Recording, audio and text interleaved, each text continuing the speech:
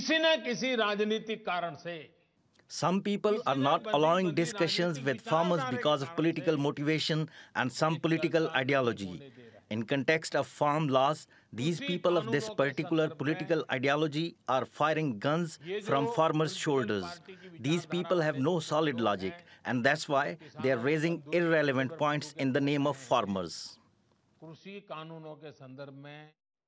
From on this, Navyug Gill is a professor specializing in modern South Asia history at William Paterson University. He joins us from New York. So it's a pleasure having you on the show. Thank you so much for that. Well, farmers aren't too thrilled with the Prime Minister's virtual address today. They made a lot of noise trying to drown out the noise while he was speaking.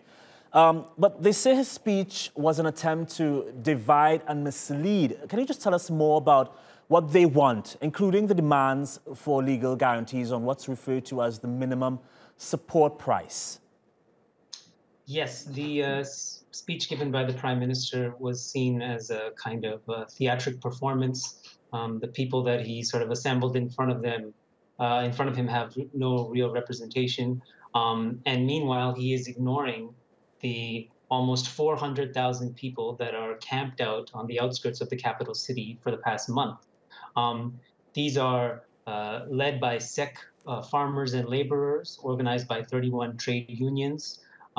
They've drawn in huge numbers of people across all sectors of society, from urban workers to professionals, students, teachers, transporters. And it's become a multi-religious protest with Hindus and Muslims and other groups joining. And they're there because they are demanding the government repeal 3 laws passed in September that are effectively going to deregulate and privatize the agrarian economy. Well, the Prime Minister says he's been doing things to support farmers. In the last hours, he's tweeted saying, quote, "Farmers should not be misled by anyone. Do not accept anyone's lies," end quote. And of course, we mentioned this $2.4 billion in benefits he's transferred to farmers. What is the government's argument in support of the laws they passed in September? Yeah, it's actually quite revealing because we have to remember that these laws were promulgated in June in the middle of a pandemic when the country was under lockdown. There was no impending agrarian crisis that made them have to do this at the time. And no farmer union or labor union leaders were consulted in the drafting of these laws.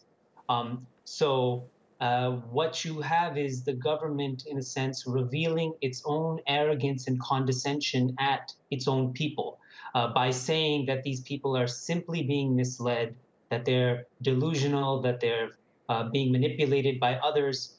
It's not true. 300,000, 400,000, 500,000 people have been politicized, they're aware of their rights, and they're articulating their opposition, yet the government refuses to listen. All right, if what you say is true, then it is a problem that no farmers' unions were consulted in drafting the law. We appreciate you spending time with us here, Navyug. Thanks again for that.